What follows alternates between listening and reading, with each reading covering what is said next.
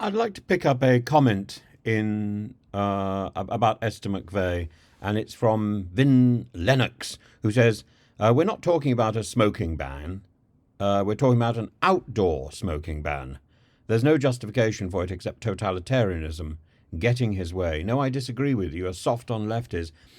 No, I don't think the Esther McVey controversy is about the smoking ban.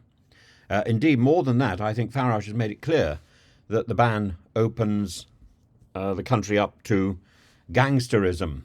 And I think that's a reasonable suggestion. I don't normally agree with Farage at the moment, but I refuse to be tribal. I refuse to be a tribalist. If somebody says something which is right, I will accept it and I will look into it. If somebody says something which is wrong, then I will question it. I will attack it.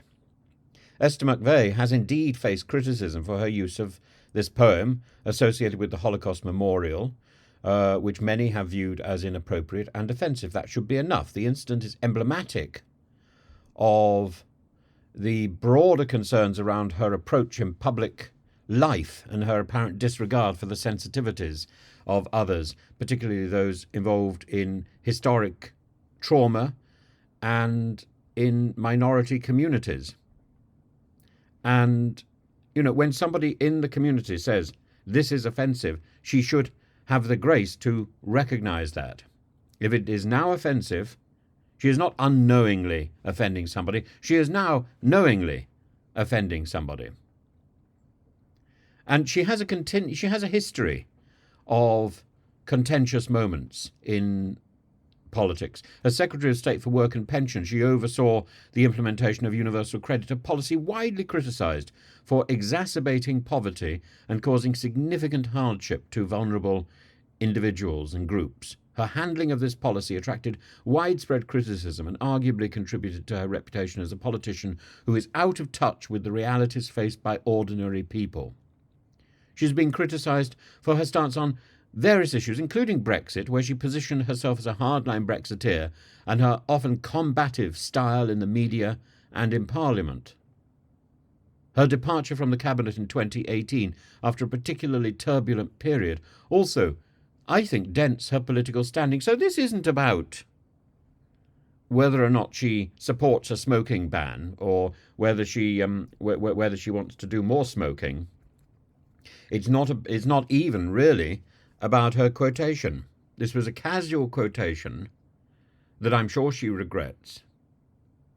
But what she is interested in is what people keep telling me about, this thing called clickbait. She's interested in keeping her name in the public arena. It doesn't matter what. And she wants to, she's got this obsession with looking strong, not backing down.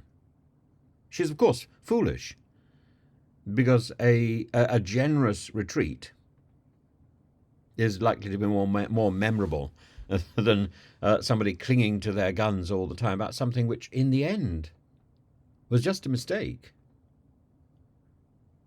And it might have been better had she got a wider understanding of poetry, but she hasn't.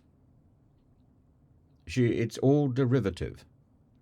And somebody probably in her office told her, "Oh, this is good." They were wrong. She's wrong.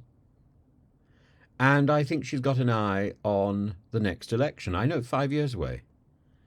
Difficult to predict with certainty. But given her current standing, her chances of increasing her very modest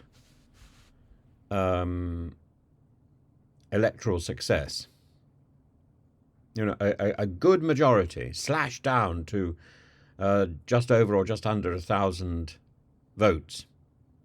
Her chances at the next election are slim unless she manages to significantly rehabilitate her public image.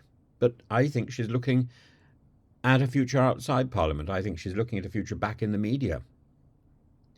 And her the more she becomes controversial, the more the media is likely to be interested because of name recognition. The more controversial she becomes, the less likely it is that she's going to secure or retain her seat. And so she's almost certainly keeping her profile raised to transition back into the media. Before her political career, she was a television presenter, and that's what undoubtedly she's going to go back to.